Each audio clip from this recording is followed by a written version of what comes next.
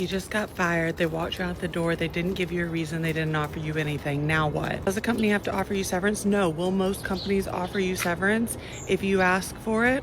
A lot more than you'd think. Will most companies negotiate severance? Yes. Does this apply even if you're in at-will state? Yes. In fact, I would say it applies more in an at-will state because they can terminate you for any reason at all except for a discriminatory reason.